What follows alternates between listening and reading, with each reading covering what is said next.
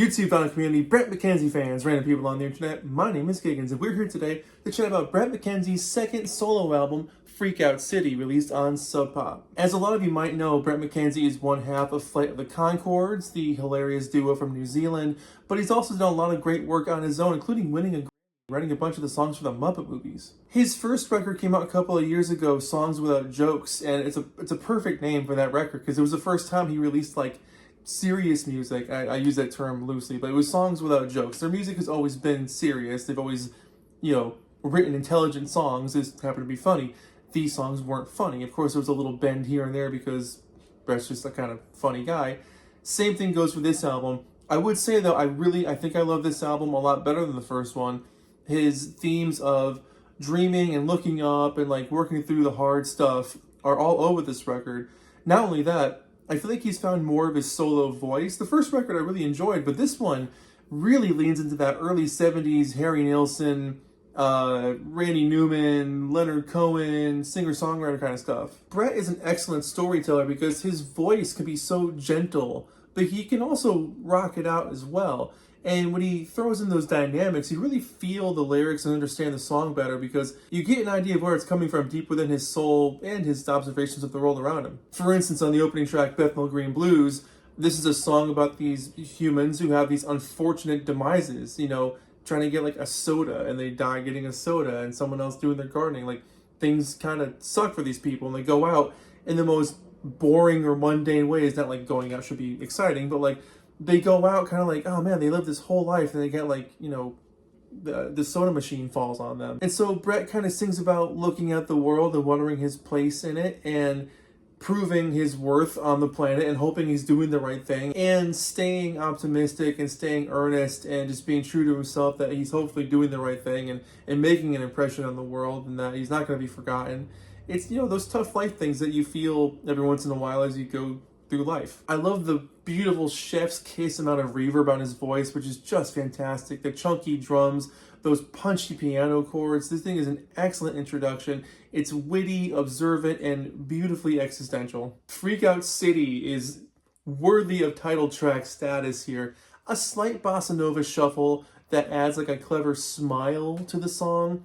The song itself feels like it's just on the brink of insanity because it's watching everybody else that Bret, or maybe the protagonist, admires going down the rabbit hole. It was probably written during COVID, during quarantine, where everybody was online terminally, and you start reading things and get into conspiracy theories and just diving into tinfoil hat mentality, and some people had a hard time coming out. And so Bret's kind of watching people he loves and admires go down that rabbit hole, and he's like, oh my god, if these people, if it could happen to them, it can happen to me. And so the song feels like it's just bordering on the brink of exploding, but it never fully does. It's endlessly kooky, it's always fun, and like I said, worthy of title track status. The Only Dream I Know, acoustic guitar-wise, reminds me of Coconut by Harry Nilsson. There are some beautiful harmonies on this track. Sometimes you think you have it all figured out in your dreams, but real life is really difficult to navigate. That peace in your dreams keeps you going. No matter how hard life can be, your dreams are much more interesting sometimes. And if you believe in them enough, things can change.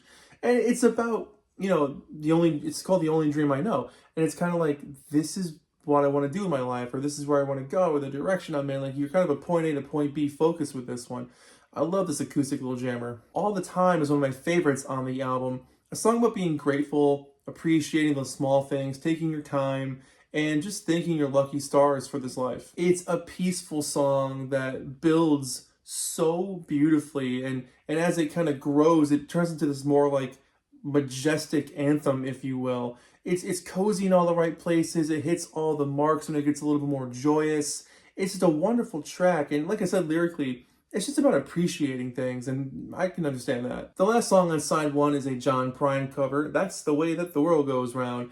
And it's a track that perfectly fits on this record. There's cool slide guitar, what sounds like a Rhodes piano maybe all over this thing.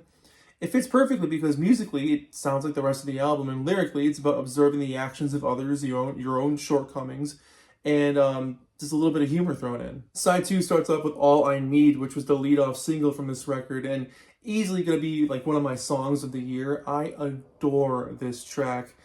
It's homey, it's beautiful, and it's deeply from the heart. The tight playing and the production make for a classic feel that will always feel fresh.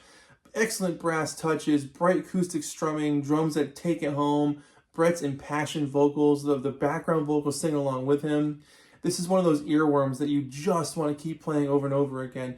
And that's been the case for me. Since it came out, I have not been able to stop playing this song. It's insanely catchy. It just feels good. Eyes on the Sun is a little gentle rocker, if you want to call it that. And I love the uses of major and minors in this song for the chords.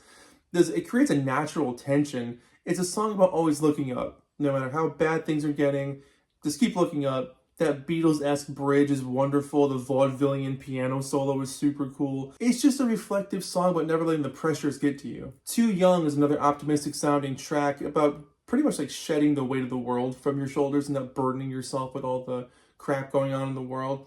Staying mentally youthful and not accepting aging too easily. It sounds like a New Orleans jazz band, and it just marches along with such a joyous swing in its step. It's really cool. Highs and lows, it's an up and down kind of life, you know? Sometimes all you can do is whistle while you work, and just whistle as you get through it. No matter the season, no matter what's changing, things can be difficult, but you can do it. And then the last song, Shouldn't Have Come Here Tonight, is a great rocker. It's a perfect closer. It's so fun. It's so confident. Bret lets it rip vocally on this one throughout the track. The bass is rubbery, the drums are slapping along. I love how catchy and old school rock and roll this one is. It builds up in all the right places. It keeps its footing. It's just a steady rocker and a really, smile on your face closer. The packaging on this album is also amazing. Like, look at this artwork. It's just beautiful. The back cover is just as impressive. But check this out. It's a die-cut cover. Pretty cool. Beautiful art piece on this side and all the lyrics and the credit information on this side. And this blue is just so nice. It's not going to show up too well on camera here, but it's like a frosty, icy blue that's very, very frosty in person, but on camera it looks a little cloudy. It goes without saying this will be one of my albums of the year. The cozy vibes on this thing. Lyrically, so many of the songs are about like dreaming, keeping your head up, getting through the tough times, and appreciating the small things in your life. And then just enough sprinkling of Ray Davies' storytelling and character development to shake it up, so it's not just one sort of vibe the entire way through. Musically, the group he's playing with is extremely tight, and the production on this thing is from a different generation. It sounds really, really nice on the ears, especially playing it on vinyl, but playing it in the car sounds good too when you're streaming it. But the record itself just sounds like it's from the early 70s. So they kind of nailed that 70s singer-songwriter kind of thing. It's so cool seeing like this phase of Bret's career because he was known for so long as writing these funny songs with Jermaine. And now here he is on his second solo album and only getting better. I liked the first one. I love this one.